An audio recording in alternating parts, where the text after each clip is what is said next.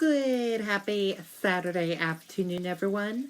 I'm Riley King. It is Saturday, March 21, 2020.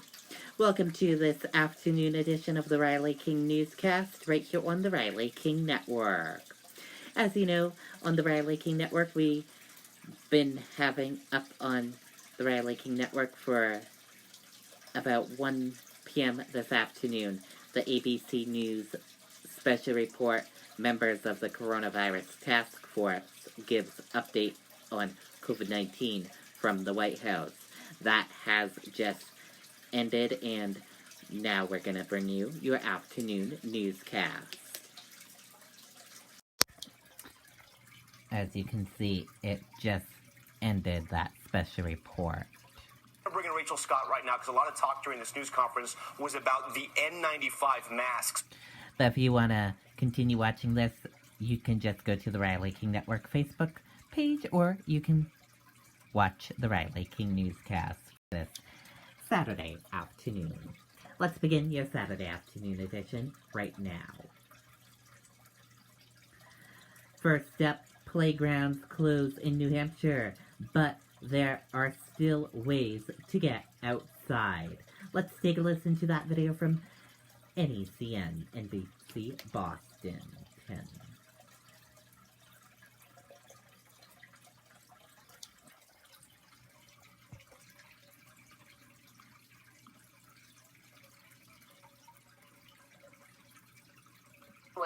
Doesn't mean, however, you can't get outside to relieve the stress and anxiety. NBC 10's John Maroney has more from Merrimack, New Hampshire.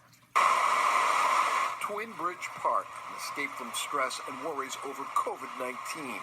Parks like this one in Merrimack, New Hampshire are some of the few places still open to families looking for refuge in this day and age of pandemics and social distancing. It's nice, and it's important to come out and experience nature and relieve your stress. Concerns about the virus, however, are prompting New Hampshire cities and towns to lock down playgrounds and basketball courts like these at Wasserman Park. Signs are popping up everywhere, closed until further notice, keeping parents and young children away until the crisis passes. It's probably more challenging for people with young kids not to have that place to bring them, but I think it's a good idea. Get away from the TV talking about the pandemic, get away from the TV talking about the stock market tanking. Bruce Peterson and Don La Liberty spent part of the afternoon walking in the Merrimack woods.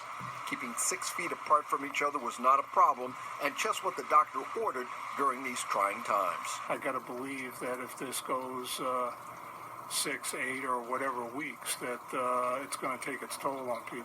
The parks are open, and it's easy to practice social distancing in a place like this. Within 5 minutes, your anxiety is gone, and you're reassured that everything is going to be okay. In Merrimack, New Hampshire, John Maroney, NBC 10 Boston. Okay, and there you go on that video and that report. Bruins owner announces fund for TD Garden employees. The fund was established to help ease the workers' financial burden due to the coronavirus shutdown. The Jacobs family announced Saturday that they have established a $1.5 million fund for Boston Bruins and TD Garden part-time associates affected by the coronavirus shutdown. The workers would be financially burdened if the 6 remaining regular season Bruins games are not played, the announcement said. The Boston Bruins were the last team in the National Hockey League to announce a plan to financially support game day workers during the season suspension caused by the COVID-19 pandemic. NHL Commissioner Gary Bettman announced the suspension of the season on March 12th, one day after the NBA suspended play when one of its players tested positive for coronavirus. It is unclear when or if the season will resume.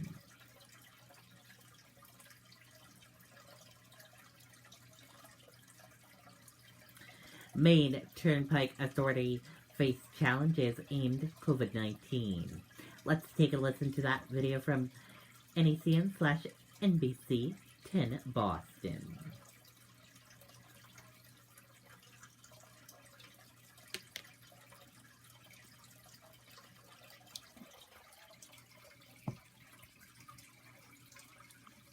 Go to Maine now, where Turnpike officials are taking some unusual steps to make sure they have people on the job to collect tolls. NBC 10's Dustin Blakowski has more on the plan that could have some employees doubling their pay.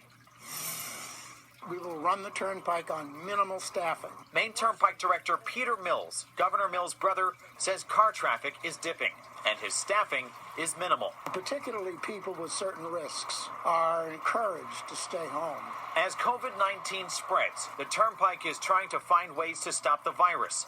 It's pushed workers, especially elderly, immune-compromised ones, or parents, to stay home with paid administrative leave. And we've said, look, we'll pay you. You get your life sorted out. We've got about 50 or 60 toll collectors who've said, thank you, and I will stay home because I need to. Meantime, healthy hourly workers who want extra cash can earn up to double. People like Joyce Morrissey. How long have you worked as a toll collector? 9 years. Since the outbreak, Joyce has made changes.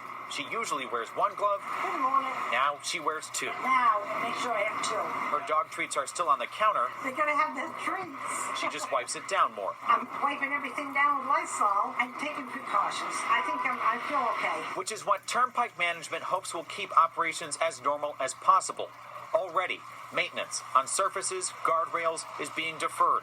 But stopping toll collection would mean a $2 million hit every week, jeopardizing multi-million-dollar projects still scheduled to happen despite coronavirus. It seems perfectly feasible that these huge projects should simply continue to keep people at work. The economy needs that money. And where does the money come from? It comes from tolls.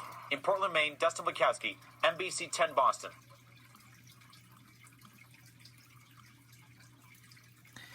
Okay, and there you go on that video and that report.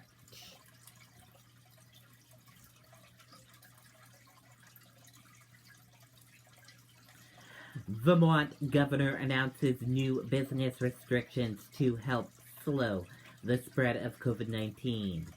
All businesses who can't comply with social distancing guidelines must close their doors by 8 p.m. on Monday. Let's take a listen to that video from NECN/NBC 10 Boston.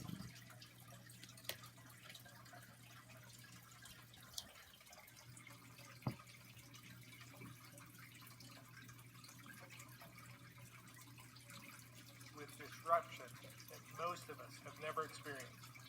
And there's a lot of uncertainty, fear, and anxiety across the nation. I understand how tough things are right now and will continue to be.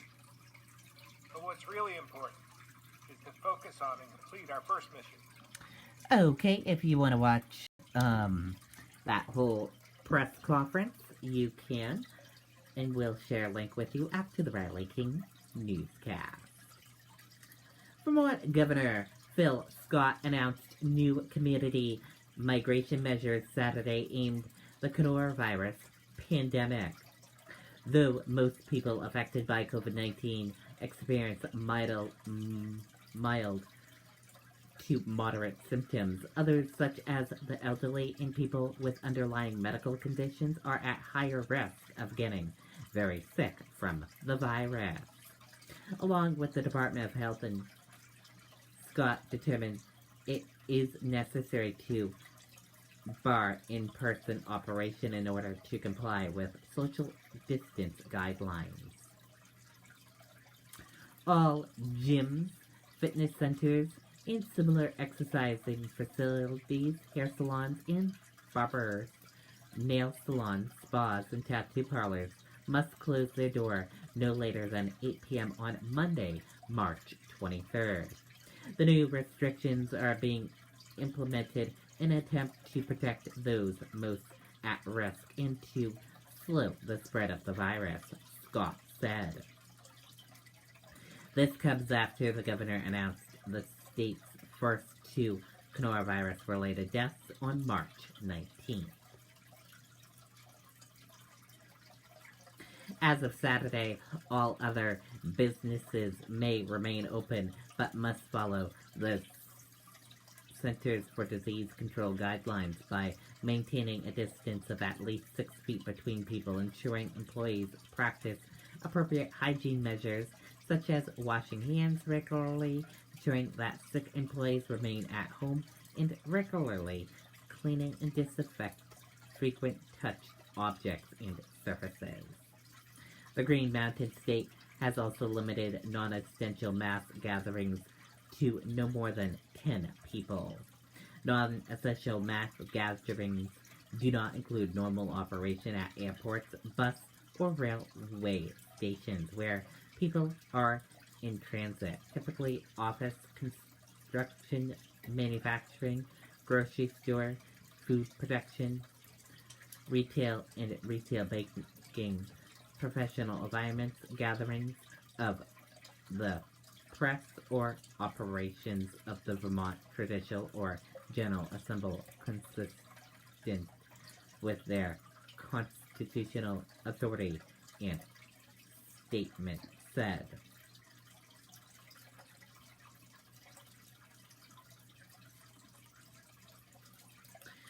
Governor Lamont orders non-essential businesses closed, urges residents to stay home. Lamont is issuing an executive order to slow the growth of coronavirus in Connecticut and allow for as many available hospital beds as possible. Let's take a listen to that video from NECN and Connecticut News.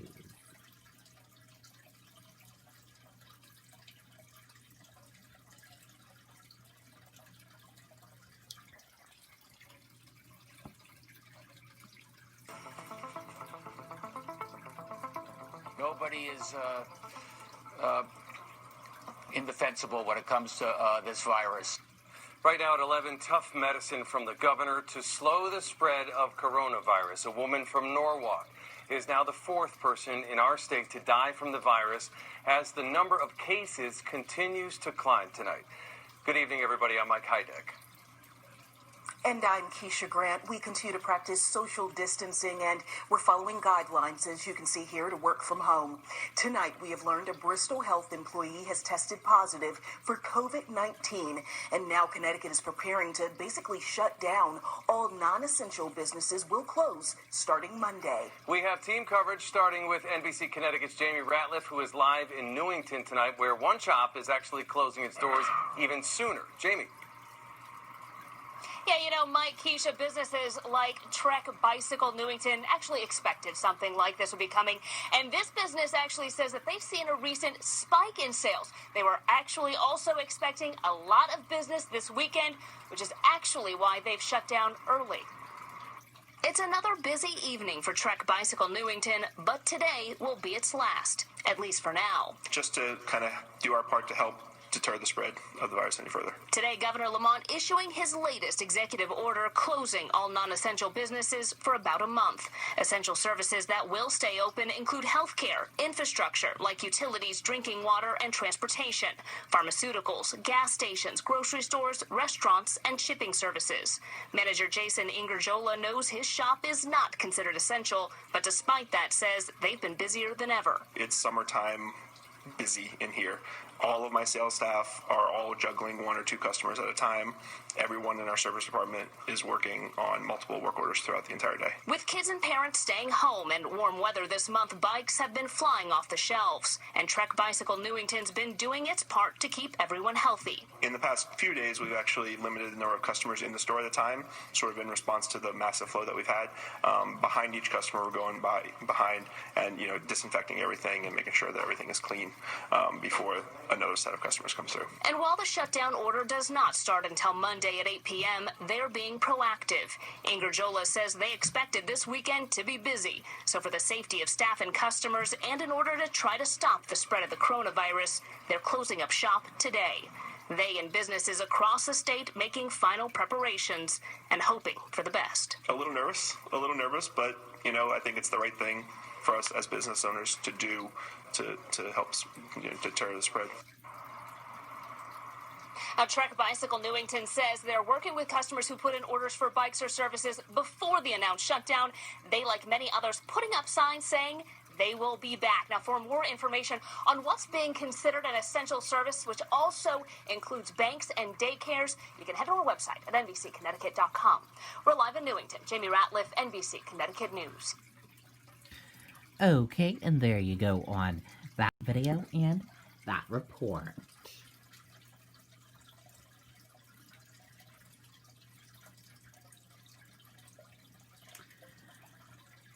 Rhode Island governor activates National Guard aimed coronavirus pandemic. Rhode Island governor said there are no plans to issue a shelter-in-place at this time. Let's take a listen to that video from NECN/NBC in Boston.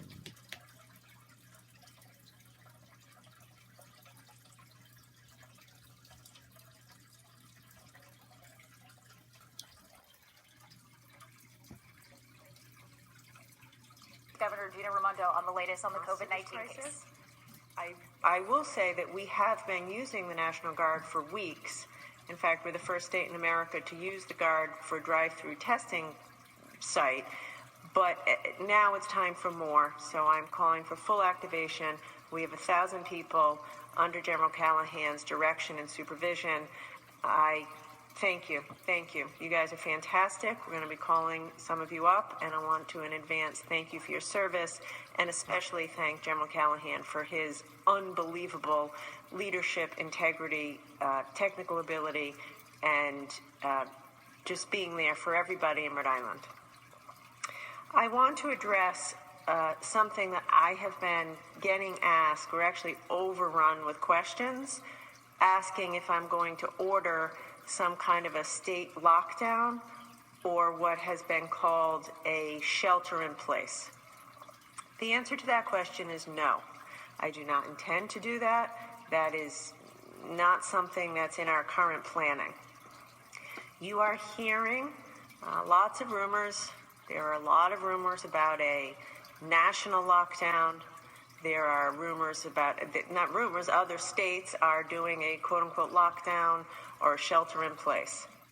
Okay, if you want to watch that full press conference, we will share a link with you after this broadcast. Rhode Island Governor said Friday she was activating her state's National Guard to help with the coronavirus response. Rhode Island Governor then addressed the rumors of statewide lockdown, which was imposed Thursday in California. Rhode Island Governor instead is encouraging residents to work from home, avoid crowds, to stay home if they are sick, and to stay away from nursing homes. There were 10 new cases in Rhode Island by Friday, bringing the total number of 54, according to the director of Rhode Island Department of Health, Dr. Nicole Alexander Scott, said. While the source of each case is being investigated, Alexander Scott said each patient is recovering at home. Alexander Scott echoed Rhode Island Governor, saying residents should avoid crowds to flatten the curve of the virus.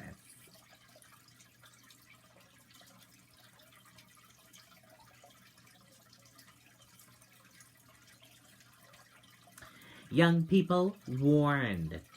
You're more vulnerable to coronavirus than you think.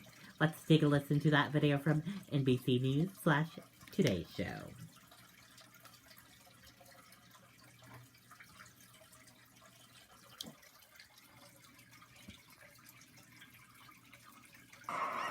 This morning, a growing plea to put the brakes on spring break immediately. This is so unintelligent and reckless. I mean, it can knock them on their butt. We're seeing that more and more of you are not immune. Everything we say and urge applies to you as well. troubling images of large groups of young people seemingly ignoring coronavirus guidelines. Obviously, people our age are like, oh, like it doesn't affect us, there's cheap flights, like let's do this. Government health officials are now emphasizing new statistics from the CDC, showing nearly 40% of coronavirus patients hospitalized in the U.S. are between ages 20 and 54. Early messaging from Chinese data had focused more heavily on how deadly the disease is for the elderly and those with pre-existing conditions. If even 10 or 15% of the population decides that what they're doing today is more important than the health and welfare of the rest of the Americans, they can spread the virus in a very strong way. The Surgeon General asking Kylie Jenner to share the message online with her 200 million followers. Nobody's immune to this. Millennials are not immune to this. In Florida Thursday, the news that you're getting about coronavirus is primarily coming from social media? Yeah. I think coming from people that we're more familiar with rather than like a random person on the news, it catches our eye better. Okay, and there you go on that video and that report. And that does it for this afternoon edition of the Riley King Newscast right here on the Riley King Network. I hope you all enjoyed watching. Have a great rest of your afternoon. I'll see you back here later on today for another newscast. But I'll have a news report coming up in a little bit. Goodbye, everyone.